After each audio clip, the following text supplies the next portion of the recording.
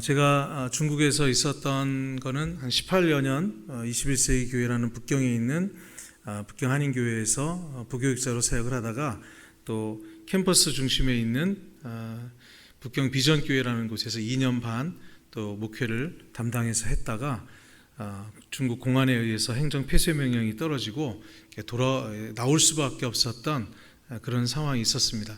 PPT 혹시 보여주실 수 있으세요? 네, 그래서 제 사역이 중국에서 있었다가 미얀마로 오게 됐습니다. 미얀마로 오게 되면서 하나님이 왜 이럴 거면 왜 중국을 보내셨나요? 그 질문을 하나님께 했어요. 그리고 앞으로 내가 계속해서 하나님 일을 한다면 나는 왜 하나님 일을 해야 될 것인가? 그 고민을 하나님께 올려드리다가 하나님께서 제게 생각을 갖게 해주시고 답을 주신 것이 앞으로 제 인생은 영적 지도자를 세우는 일에 제가 경험했던 모든 것과 역량을 동원해서 그런 일들을 하나님께서 내게 맡기시는구나 라는 그런 결론을 도달할 수 있었습니다. 그 가운데 미얀마를 가게 됐습니다. 미얀마 가서는 다음 슬라이드 보여주세요. 제가 북경에서는 중국어를 쓰긴 했지만 주로 대상이 디아스포라 한인들이었기 때문에 언어가 그렇게 중국어를 많이 준비를 못했었습니다. 그러나 미얀마에서는 미얀마어를 배워야 되기 때문에 좀 늦은 나이에 그 미얀마어를 배우는데 많이 힘들었어요. 저 보시다시피 글자가 동글동글하고 그렇죠. 이게 참 이 글자 안에다가 불교의 윤회사상을 집어넣느냐고 글자가 저 모양으로 동글동글하게 생겼어요. 그래서 알파벳 띄는데 한 3개월 걸리고 그 뒤에 읽고 쓰기까지 할 건지 듣고 말하기만 할 건지를 결정을 한다고 그래요. 제가 열심히 공부하는 가운데 코로나가 터졌습니다. 그래서 참 이 직접 만나서 언어가 이렇게 느는 사람들이 있는데 저는 그런 스타일이었던 것 같은데 그게 좀 어려워졌어요. 그래서 비대면 수업으로 언어가 이제 돌아가게 됐습니다. 그런 가운데 중국에서 2003년도에 사스가 있었어요. 이것도 그 호흡기 코로나의 일종 바이러스죠. 그때 많은 어려움이 있었었고 의심 환자들은 무조건 그냥 잡아다가 일주일 이상 격리하고 이런 일들이 있었을 때 거기에 있는 사람들을 위해서 서바이벌 키트, 사랑의 꾸러미라는 걸 만들어서 한국 치약, 칫솔, 그다음에 수건, 비누 이런 것들을 좀 사발면 이런 것들을 넣어가지고 제가 있던 그 북경 한인 교회에서 한 5천여 개 정도를 나눠주는 사역을 했었습니다. 그때가 생각이 나더라고요. 그래서 이 코로나 때 뭘 할 수 있을까 생각을 하다가 굿 런치라는 그래서 미얀마에 있는 의료진들에게 좋은 수고하니까 정성스럽게 싼 도시락을 한번 전달해야겠다. 그래서 한국 돈으로는 한 6천 원 정도 되는데 정말 정성스럽게 싼 도시락을 한 8천 명 정도에게 나눠주는 일들을 할 수 있었습니다. 다음 보여주세요. 이거는 그 다음 이렇게 굿런치라는 그런 사역을 통해서 그 미얀마 사람들을 섬기고 미얀마 사람들을 조금씩 더 알아가고 또 사랑해 가려고 이렇게 몸부림을 쳐봤었습니다. 그러던 터에 지난 2월 1일 날 쿠데타가 터진 거예요. 다음 쿠데타가 터져서 이곳저곳에서 시위가 일어나고 여러분들도 뉴스나 이런 것들을 통해서 많이 보셨죠. 요즘에는 이제 뉴스조차도 많이 줄어들었는데 참 21세기에 어떻게 이런 일이 있을까 이런 일들이 터진 거예요. 그래서 원래는 저는 시위 현장에 나갈 수 없도록 그 대사관에서 계속 연락이 왔었는데 저희가 같이 있는 공동체 안에서 미얀마 형제 자매들이 물어보는 거예요. 선교사님, 미얀마를 사랑한다고 오셨는데 왜 그냥 가만히만 계시냐고, 우리들이랑 같이 나갈 수 없는 거냐고. 그래서 제가 한국에도 1980년도에 광주에서 이런 민주화 운동이 있었고 그때 외국 선교사들이 한 역할은 앞에 나가서 시위를 한 것보다는 이 사건을 많이 알리고 또 측면에서 돕는 일들이 더 중요했다. 근데 그 청년들은 그게 마음에 안 와닿는 거예요. 그래서 이 친구들한테는 몸으로 하는 것들이 필요하다 싶어서 두 군데를 같이 나갔었습니다. 한 군데는 두 군데 다 굉장히 이 시위가 격렬하게 있었던 곳인데 하나는 오른편에 있는 사진인데 그 UN 사무소 앞에랑 또 하나는 왼쪽에 있는 건데 그 뉴스에 제일 많이 나오는 곳이죠. 이름이 갑자기 헷갈린다. 예. 저 두 곳에 가서 시위를 참여를 했었어요. 그리고 다음 날 저곳이 이 군인들이 와서 총을 쏘기도 하고 굉장히 위험한 순간이 겹쳐지기도 했었습니다. 하여튼 그런 상황이었고, 그 다음 저는 그곳에서 그래서 학교를 세우는 일을 준비하고 있었습니다. 학교를 세우느냐고 그 1년 반여 동안 여러 가지 것들을 준비하고 이 건축을 하늘교회에서 하고 있는데, 저도 건축을 하고 있었고 한 4층까지 올렸는데 이 쿠데타로 말미암아 모든 것들이 스탑이 됐습니다. 더 이상 진행을 할 수 없었고 그렇게 해서 돌아올 수밖에 없게 되었습니다. 다음, 그런 과정에서 두 사람한테 또 특별한 질문을 받게 됐습니다. 하나는 저희 아이들 둘 데리고 있는 자매인데, 저 자매 이름이 산수얏이라는 자매입니다. 이 자매가 한국 사람들의, 이 한국 선교사님이 운영하는 그 기숙사에서 어렸을 때부터 쭉 자라서 한국어를 너무너무 잘해요. 한국에 한 번도 온 적이 없는데 한국어를 아주 잘하고 선교사님들에게 한국어를 가르치는 아주 초특급 강사 선생님입니다. 근데 이 자매가 우리에게 이 미얀마어를 가르치는 가운데 울면서 그런 얘기를 하는 거예요. 하나님이 살아계시다면 어떻게 이 미얀마에서 이렇게 참혹한 일이 지금 일어날 수 있습니까? 자기가 어려서부터 선교사님과 함께 있었고 신앙생활을 쭉 해왔고 지금도 신앙을 잊지만, 그 신앙을 잃어버린 게 아니지만, 하나님이 살아계시다면 어떻게 군부가 갑자기 그렇게 돌변하게 되고 또 어린아이들한테 총을 겨눠서 쏘아서 맞아서 죽게 되고 피를 흘리게 되고, 저 군부가 어떻게 저렇게 잔인하고 잔혹하게 사람들을 죽이는데 하나님은 어떻게 저런 것들을 그냥 내버려 두실 수 있냐고. 그리고 요 밑에 중간에 있는 사진에 네쉐무라는 형제인데, 한국어를 이 친구는 전주 비전대학교에서 유학을 했었고요. 한국어를 아주 잘하고 통역도 잘합니다. 근데 이 형제도 물어보는 거예요. 목사님, 어떻게 하나님이 살아계시면 미얀마 땅에서 이렇게 참혹한 일이 일어날 수 있는 겁니까? 이 질문을 접했을 때 굉장히 마음이 힘들었습니다. 그리고 뭐라고 대답해야 될까 고민하던 중에 오늘 읽었던 본문이 제게 많은 그런 가르침을 주었던 본문이고, 이것들을 나누고자 하는 그런 마음을 갖게 됐습니다. 사실 오늘 읽은 본문은 설교에 별로 인용하지 않는 본문이기도 합니다. 굉장히 우울하잖아요. 그냥 되게 우울하고 뭐가 죽고 망하고 끝나는 얘기고, 여기 내용을 보면 사로잡혀 죽임을 당한 자들이 쭉 나옵니다. 군사를 거느린 내시가 나오고 왕의 시종 5이 나오고 백성을 징집하는 장관의 서기관이 나오고 예루살렘에 거주하던 백성 60명이 나옵니다. 이 사람들은 이미 유다에 남아 있었던 자들, 그 이전에 사로잡혔던 지도자들 외에 남은 지도자들의 숫자예요. 거의 다라고 보실 수 있습니다. 그런데 이 지도자들이 다 잡혀가서 어떻게 됐다고요? 다 죽었다라고 오늘 말씀하고 있습니다. 이거는 이스라엘의 회복을 위한 가능성, 그 회복을 위한 뿌리가 뿌리채 뽑혀나갔다라는 얘기예요. 열왕기하 이 25장 21절 이후에 22절부터의 얘기도 이어지는 본문도 비슷합니다. 바벨론에 대항하는 모든 자들이 죽었다. 유다의 왕이 바벨론 왕의 신하와 같이 되었다. 이스라엘은 이미 흔적도 없어졌을 뿐만 아니라 이스라엘 사람들은 사마리아인이 된 그런 상황에서 유다마저 망하고 백성도 또 바벨론 사람이 되어 끝난 것 같은 그런 상황을 기록하고 있습니다.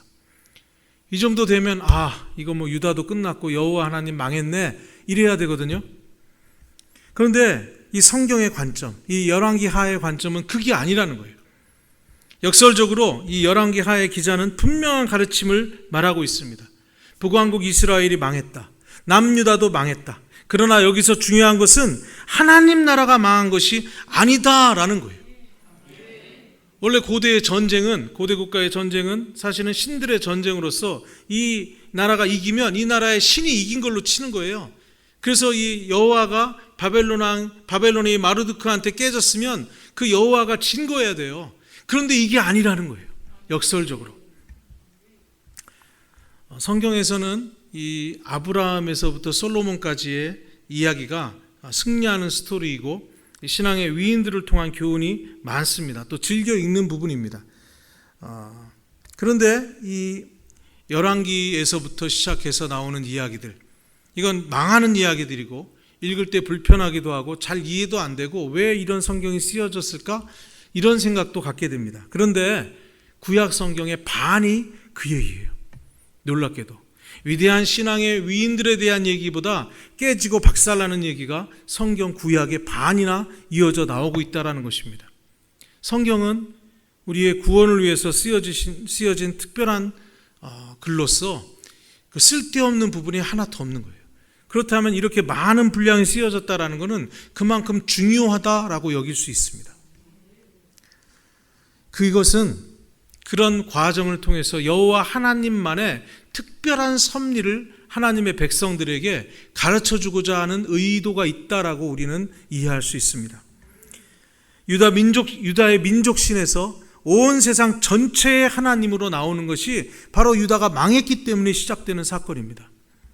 하나님은 이스라엘 민족신만이 아니시다라는 것을 북왕국 이스라엘, 남왕국 유다가 망하는 것을 통해서 하나님께서 스스로 보여주고 계십니다. 예루살렘이 무너짐으로 말미암아 하나님을 예배하는 것이 예루살렘에만 하는 줄 알았는데 온 세상 온 열방에서 하나님을 예배하는 것이 가능하다는 게 보여지게 됩니다. 바벨론, 페르시아, 그리스, 로마를 다스리시는 역사의 주관자가 바로 여호와 하나님이시라는 게 적나라하게 드러나게 됩니다. 이스라엘이 망해서 여호와가 어떤 분이신 것을 하나님이 보여주시는 방식으로 깨닫게 되는 것입니다. 신약에 와서도 이것은 동일한 패턴으로 돌아갑니다. 예수님이 이 땅에 오셔서 보여주고자 하셨고 알려주고자 하신 것은 이스라엘을 로마로부터 회복하는 것이 아니었습니다.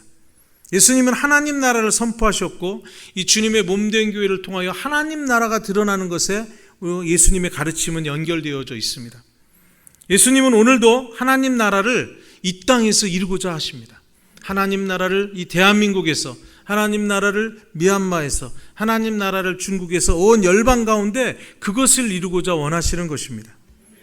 그런 면에서 우리 그리스도인들은 혹시 착각할 수 있어요. 교회가 커지고 세지면 그게 곧바로 하나님 나라가 커지고 세지는 것.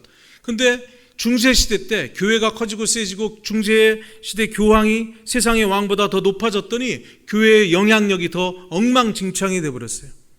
오히려 하나님께서는 교회의 문을 닫는 것을 통해서 하나님 나라를 더 키워주시는, 신약의 교회들이 그렇게 핍박받고 그렇게 죽임을 당하고 성도들이 그 어려움을 겪었는데 그 과정을 통해서 오히려 하나님은 로마를 변화시키셨습니다. 하나님은 오늘날도 동일한 방법으로 일하실 것이고 그런 일들을 이루십니다. 그런 면에서 생각을 해보면 교회라는 것은요, 처음부터 약자였어요.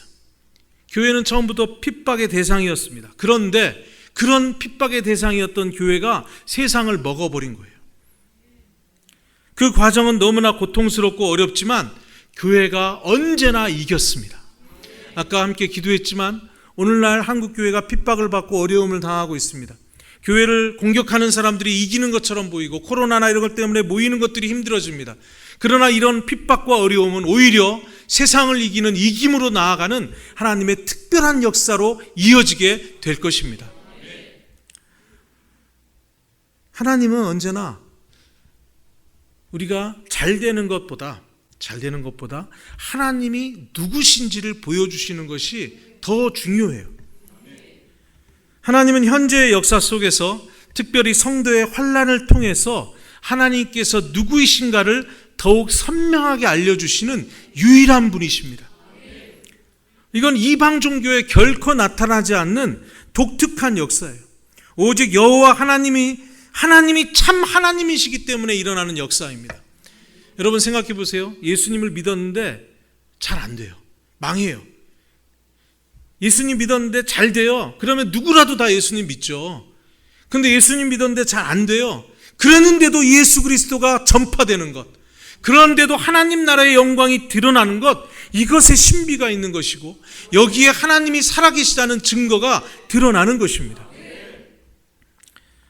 제가 미얀마의 상황에 대해서 미얀마를 위해서 기도해 달라고 그랬으니까 조금 설명을 해드리도록 하겠습니다. 미얀마는 원래 이 버마라고 불렸었죠. 버마. 미얀마에는 이 고대 역사 속에서 여러 왕조가 있었습니다. 우리나라에 고구려, 백제, 신라, 고려, 조선이 있었던 것처럼 여러 왕조들이 있었고, 바간 왕조 같은 경우는 11세기에서부터 한 14, 15세기까지 있었던 굉장히 큰 왕조이기도 했습니다. 태국이 미얀마랑 계속 경쟁을 했던, 우리나라랑 일본이나 이런 것처럼 태국과 미얀마는 서로 막 치고받고 오랜 역사 동안 싸웠는데 태국이 한 번도 미얀마를 이겨본 적이 없어요. 근데 이 바간 왕조 때는 태국을 점령하기까지도 했고 그 큰 나라로 제국으로 세워지기도 했던 나라가 바로 버마였습니다. 나이 드신 분들은 혹시 기억하실지 모르겠는데 율 브린너라는 배우를 아시나요? 머리 빡빡 깎고, 그 율 브린너가 나왔던 왕과 나라는 영화가 있습니다. 그 영화가 나오는 배경이 태국이라고 사람들이 생각하기도 하는데 태국이 아니라 버마예요. 버마. 그러니까 고대의 이 근현대에 이르기 직전까지 이 버마는 굉장히 강력한 국가를 이루었었고 나름의 큰 높은 빛나는 문화를 이루었던 그런 나라였습니다. 그런 나라가 이제 19세기에 인도를 점령한 영국이 버마를 침공을 해서 수십 차례 침공을 해서 결국에 이 버마를 1885년에 영국 식민지로 만들어 버렸습니다. 그런데 이 버마족을 다스리고자 하는데 이 버마족이 너무 거칠게 저항을 하는 거예요. 그래서 주위에 있는 소수민족들을 가지고 버마족들을 다스리게 했습니다. 우리나라 일제시대 때 친일파가 같은 동족을 더 잔악하게 괴롭혔던 것처럼 미얀마에 있는 소수민족들이 버마족들을 더 잔악하게 괴롭혀서 영국이 원하는 대로 끌고 가버렸어요. 그래서 버마족들은 그 소수민족들에게 원한을 품게 됩니다. 그러다가 1943년에서 1945년까지 약 2년여 동안 일본이 버마를 점령하게 됩니다. 일본 역시 이 버마족과 영국 쪽에 붙어서 버마족을 통치할 때 사용된 이 소수민족들을 다스리기 위해서 또 다른 소수민족들을 데리고 그들을 괴롭혔어요. 약 2년여 동안 100만 명 이상이 죽는 엄청난 희생이 일어났고 그로 인해서 버마족, 그 영국의 앞잡이가 됐었던 소수민족들과 일본이 또 앞잡이를 놓은 소수민족들과 서로 너무너무 깊은 원한과 미움이 갇힌 그런 복잡한 관계가 형성이 되어버렸습니다. 그런 상황 속에서 이 29살 먹은 버마족 출신의 아웅산이라는 장교가 일본을 등에 업고 타이완에서 13명의 부관들과 더불어 장교 교육을 받고 일본과 같이 해서 영국을 몰아냈습니다. 그러다가 일본의 배신으로 인해서 일본이 또 점령하게 되자 영국과 또 손을 잡고 일본을 몰아나게 한 다음에 1947년에 버마를 독립을 하게 됩니다. 그런데 독립을 하자마자 부관이었던 네윈이라는 그런 사람에게 살해를 당하게 되고 네윈 이후에 딴쉐라는 사람이 또 이어서 군부가 이어지게 되고 지금 미나옹 훌라잉에 이르기까지 군부가 이어지게 됩니다. 그래서 지금 버마에서 일어난 이 쿠데타는 사실 군인들 입장에서는 자기들은 한 번도 정권을 내준 적이 없고 그 아웅산 수지에서 잠깐 그 민주화 정권을 한다고 그랬지만 기득권이 하나도 뺏긴 적이 없고 그래서 원래 자리로 돌아간 것이다라고 그렇게 이 사람들은 생각을 하고 있습니다. 그 미얀마에서 그 군부에 대해서 크게 3번 그 민주화 운동이 일어났습니다. 1988년에 민주화 운동이 일어났었고 이때 3,000명가량의 희생, 수치상으로 드러난 것만 그렇습니다. 실제로는 훨씬 더 많은 사람이 죽었고 그것이 덮여져 버렸어요. 그러나 그때는 실패로 돌아가고 그 이후에 계속해서 군부 독재는 더 견고해지게 됩니다. 그러다가 2007년에 불교 승려들이 주도한 그 사람들이 입고 다니는 걸 샤프란이라고 해서 우리는 가사라고 그러는데 그 샤프란 혁명이라고 하는데 그 불교 승려들이 주도했던 그런 저항운동이 일어났었는데 이때도 역시 실패로 돌아가게 됩니다. 그러다가 2015년에 아웅산 수지와 NLD 그 당이 정권을 잡게 되고 풀뿌리 민주주의가 시작이 됐습니다. 그러다가 2020년 11월 3일 총선이 벌어졌는데 이 총선에서 원래 이 아웅산 수지가 속한 당이 한 60% 좀 넘게 지지를 받을 것이다, 이런 예측을 했었습니다. 그런데 그때 약 83.5%의 득표율이 나오면서 군부가 굉장히 위기의식을 느끼게 됐어요. 이대로 가다가는 뒤집어지겠다. 그래서 이 미나옹 홀라잉이 원래 2021년 4월 15일 은퇴를 해야 될 나이인데, 이 사람이 아웅산 수지한테 3차례나 대통령을 자기한테 달라고 그렇게 종용을 했어요. 알고 보니까 이 미나옹 홀라잉 이 사람은요, 자기가 진짜로 12세기 그때 있었던 그 아까 말씀드렸던 바간 왕조의 한 왕이 환생했다라고 믿고 있어요. 그러니까 불교의 세계관이 얼마나 미얀마 사람들한테 뿌리 깊게 들어박혀 있는지, 이 사람이 자기가 진짜로 왕이 될 운명을 갖고 태어났다라고 생각하고 있고, 그래서 아웅산 수지한테 대통령을 달라고 한 거예요. 그리고 한번 대통령이 되면 이 사람은 러시아의 푸틴처럼 종신 대통령이 될 작업을 하게 될 것입니다. 그렇게도 미얀마 사람들도 그렇게 이해를 하고 있어요. 그런 상황 가운데에서 미얀마 이 군부는 93% 이상의 장교들이 전부 다 버마족으로 이루어져 있고, 그 버마족으로 이루어진 군부가 미얀마를 통치하면서 소수민족들, 이제까지 자신들을 괴롭혔던 소수민족들을 괴롭혔고, 그 소수민족들은 국경지대로 도망가서 반군을 이루어서 60여 년 동안 이제까지 쉬지 않고 싸워왔던 그런 관계, 그런 역사가 미얀마의 상황입니다. 미얀마의 근현대사는 정말 복잡해요. 우리는 민족이 이렇게 많지 않기 때문에 뭐 단일 민족이라고도 얘기도 하고 그렇기 때문에 이게 복잡하지 않은데, 미얀마는 그야말로 복잡다난합니다. 그런 가운데 정말 지금 상황에서는 소망이 없어요. 처음에 이 민주화 운동을 시작하면서 아마도 외국에서 좀 도와줄 것이다, 유엔에서 조치를 취할 것이다, 뭐 이 밀크티 연합, 그래서 영국이 점령했던 나라들이 도와줄 것이다, 그런 것까지 기대하고 그랬었는데 아무도 안 도와주는 거예요. 오직 대한민국만 감정적으로 이 1980년에 있었던 광주 이 사태와 연관해서 이 사람들한테 심정적으로 그런 동감해주는, 그리고 이들을 지지하는 이런 것들을 공식적으로 한 유일한 나라였어요. 우리나라에 대해서 너무너무 고마워하고, 아마 미얀마가 역대 지금처럼 대한민국에 대해서 마음이 열린 적이 없어요. 하나님께서 앞으로 미얀마가 어떻게 될지 모르지만 한국 교회와 한국이 미얀마에서 해야 될 일들을 많이 주실 것이다라는 그런 기대를 갖게 됩니다. 그렇지만 미얀마에서 지금 양곤 같은 경우는 시위도 안 일어나요. 왜냐하면 지금 100여일 지나면서 밤마다 인터넷을 새벽 1시부터 9시까지 끊어버리고 그 시위 주동자들을 찾아가지고 계속 잡아가는 거예요. 시위 주동자들이 계속 잡혀나가게 되니까 시위의 동력을 잃어버리게 되고, 시위가 일어나질 않게 되는 거예요. 지방에서나 조금 일어나게 되고, 그래서 어떤 그런 매스컴에서는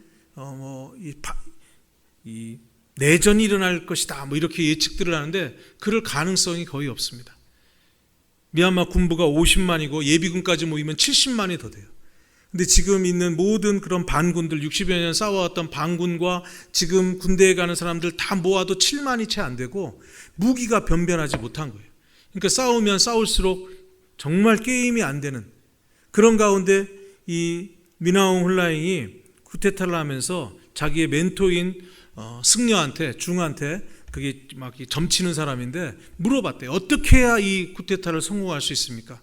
그랬을 때 그 중이 말하기를 처음부터 잔악하게 진압을 해야 이게 성공할 수 있다. 그래서 미얀마에 있는 33부대, 77부대, 99부대로 불리우는 그 60년 동안 내전할 때 맨 앞에서 싸우는 이 사람들을, 이 군대는 그 소수민족들 중에서 어린애들 납치해가지고 어렸을 때부터 글자도 안 가르치고 총 쏘는 것만 가르친 그런 소년병 이런 애들로 이루어진 그런 잔악한, 그래서 사람을 그렇게 잔악하게 죽이고 밤에 막 파티하고 양심의 가책을 받지 못하는 이렇게 길러진 아이들을 처음부터 시위 진압하는 맨 앞에다가 세워서 이 시위를 진압을 해버린 거예요. 여러 가지 것들을 상황을 볼 때 정말 소망이 안 보였어요. 근데 제가 미얀마를 위해서 기도하는데 하나님께서 그런 생각을 주시더라고요. 아, 미얀마의 민주화가 내가 기도해야 되는 끝인가? 그게 아니더라고요. 그런 관점에서 하나님께서 지금 이 미얀마에서 어떤 일을 이루시고 계시는가? 내가 어떤 기도를 해서 한국에 있는 성도들과 같이 함께 기도의 제목을 뽑아야 될까 그랬을 때 하나님께서 조금 가르쳐 주신 것들이 있습니다. 지금 하나님이 미얀마를 깊은 다루심으로 다루고 계시다는 거였어요.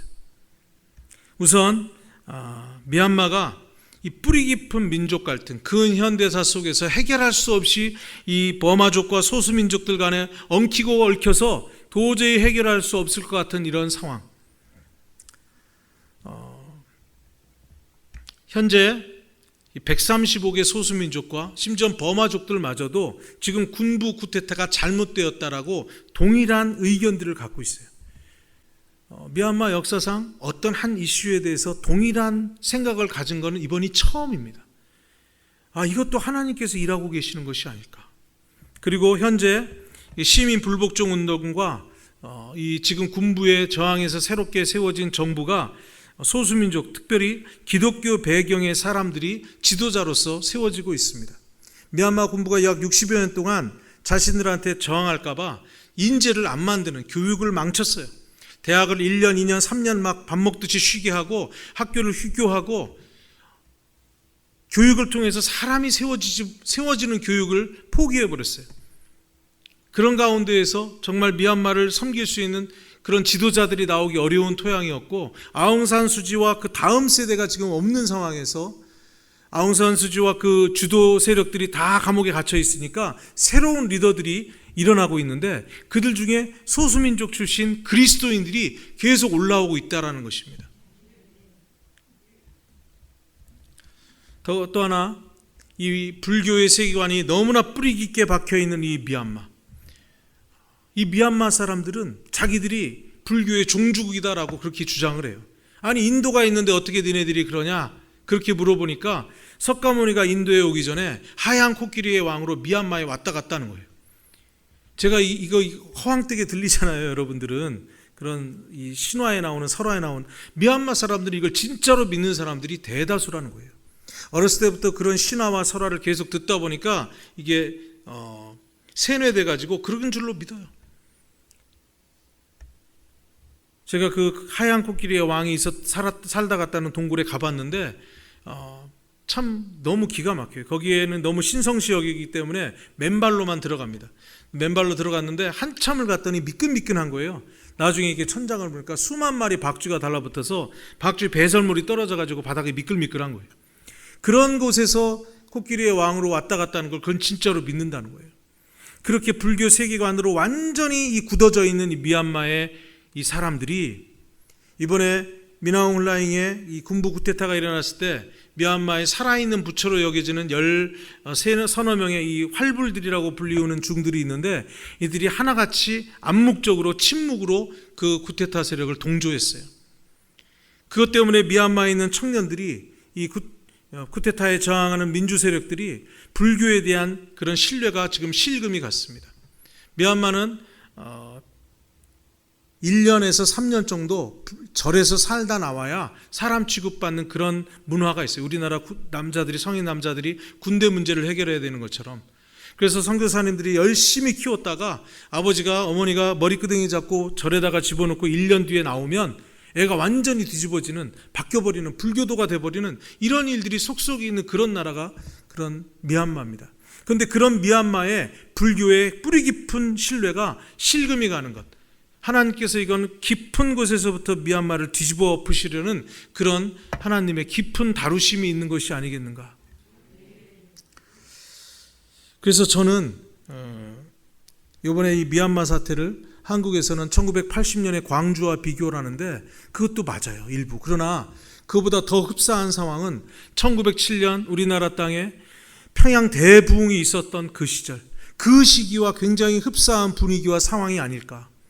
하나님께서 미얀마를 변화시키시고 놀라운 역사를 이루시기 위해서 지금 미얀마를 하나님께서 갈아엎으시는, 묵은 땅을 기경하시는 그런 역사가 일어나고 있는 것은 아닐까. 사실 그것밖에 소망이 없어요.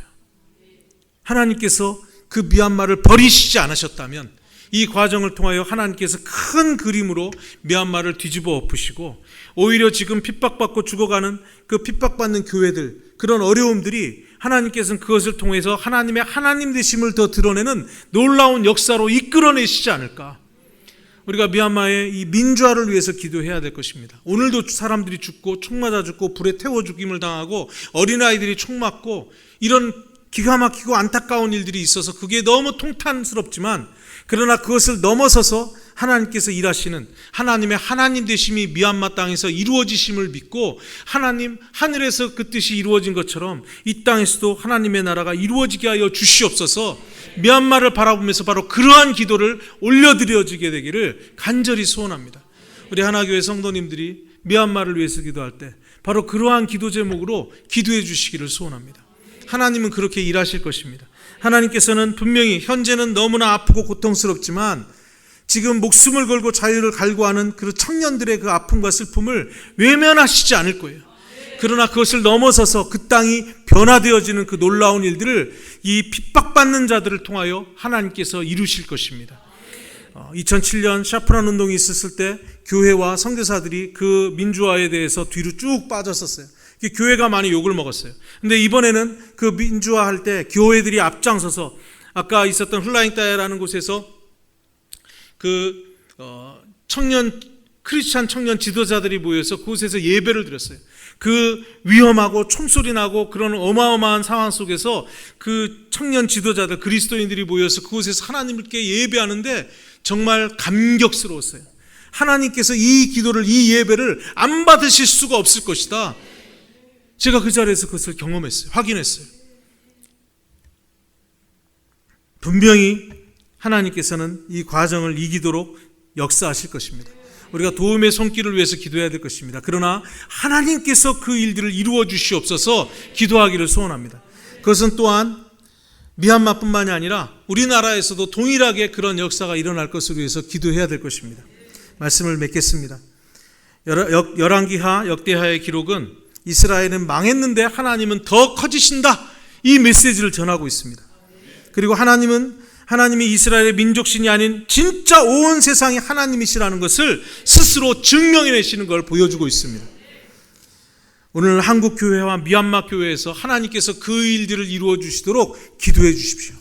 미얀마 사람들을 혹시 보시면 격려해 주시고요, 그래서 기도한다는 사인을 알려주십시오. 힘이 납니다. 그들에게는 이 기도가 너무너무 힘이 나는 거예요. 1980년 광주 사태 때 온 세계에 있는 교회가 광주를 위해서 기도했다는 얘기를 들었습니다. 이 미얀마를 위해서 우리는 기도의 빚진 자의 심정으로 기도해야 될 것입니다. 하나님의 역사를 기대해야 될 것입니다.